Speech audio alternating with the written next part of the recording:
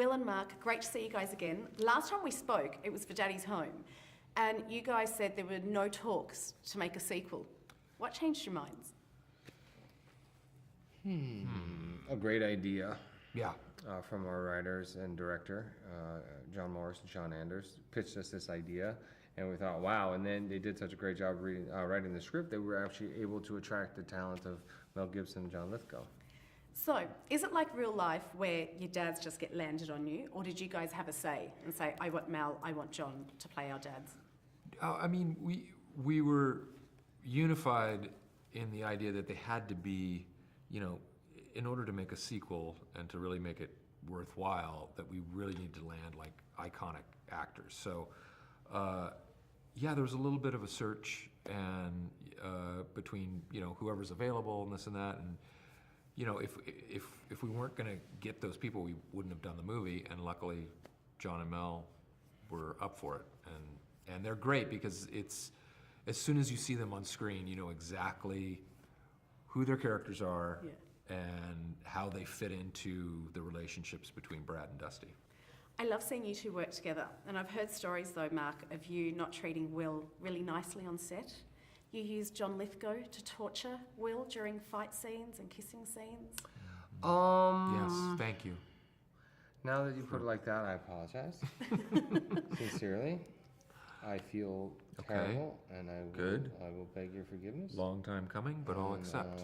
You know Accept that your I do have apology. some redeeming qualities. So that You have more than give me a list redeeming of things that I need to do to atone, and I will. No, you know, it's one of those things where Will and I are always very supportive of one another. We're a team, but you know, as much as he likes John Lithgow, I don't think he wants to kiss him that many times, that often. And it was like, I was like, John, no, that was great. Oh no, everybody's gonna love that. That's gonna be the best part of the movie. And he was like, yeah, Brad, let me get another kiss. And then it was just like going on constantly. And then John's a big, strong, Will's a big guy, but John's a big guy too. And when he snatched him in a headlock the first time, I was just kind of watching. I was like, oh no, Will doesn't like that. And I was just going, yeah, no more. And he was like, ooh, God, I think you gotta, because I remember the first time when we were shooting Daddy's Home 1, when I was reviving Will and chest pumping him after like 5 takes, he was like, could you do that a little lighter? I was like, oh my God, I'm so sorry. My bruised sternum. You could tell he didn't want to say anything to John, so I did take some pleasure in seeing John snatch you up and smooch you up. Yeah. I love that you bring your kids to set. One of the days you chose to bring your kids to set, Will, was the day where your character meets John's character for the first time. Yep. When they saw John plant that big wet kiss on you, what was your kids' reactions? Well, that was actually the first day that they came to see any of the filming of this movie, and I had I'd forgotten to even tell them what we were filming, and it was so funny I was like, oh, I'm not going to say anything. And they thought it was so funny, but just so embarrassing. They were like, how do you do it? And they couldn't believe that, you know, as is the case with a scene in a movie, you're doing it take after take after take. They thought, are you done yet? Like, you have to do it more? Oh my God, I couldn't do it, Dad. Yeah. So that was fun. Your kids still come to your premieres. Mark, Sure. Yours chose not to come to this premiere. When did it stop being cool that Dad is in films and they get to go to Hollywood premieres? It was a combination of things. It was on a Sunday. There's football on at Busy home. schedules, exactly.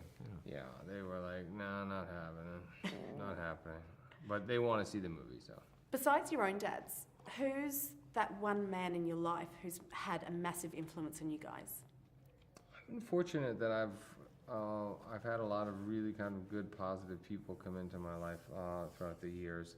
My parish priest, Father Flavin, my pastor now, Father Ed, who's also my age. I've been very fortunate in that respect. Yeah. Getting more serious than that. I know. Wow. I see how this totally shifted on you. I don't like talking to elders. Yeah. Finally, are we going to be back here in 2 years' time? Not that I'm going to complain, because I love having you guys here, but will we be back in 2 years' time talking about Daddy's Home 3? Well, I mean, if there's any indication, the early reaction to this movie is kind of through the roof. And I think if Mark and I were presented with an idea that was worthy of a third one, or thought of one, it would be, I mean, we could only be so lucky to get to work with Mel and John again. So I don't know. I don't know what the answer is. The but good thing about this movie is that we certainly weren't planning on doing a sequel, but Yeah. once the idea was presented to us, we really felt like it could kind of stand on its own as its own Yeah. unique thing. Yeah. And wasn't repetitive in a way that a lot of sequels end up being. So in that respect, it was great. And if we could do something different and interesting and appealing to audiences, then it would certainly be worth exploring. Well, we look forward to having you back. In the meantime, enjoy your time in Ireland. Thank you Thanks so Thanks so much. much, guys.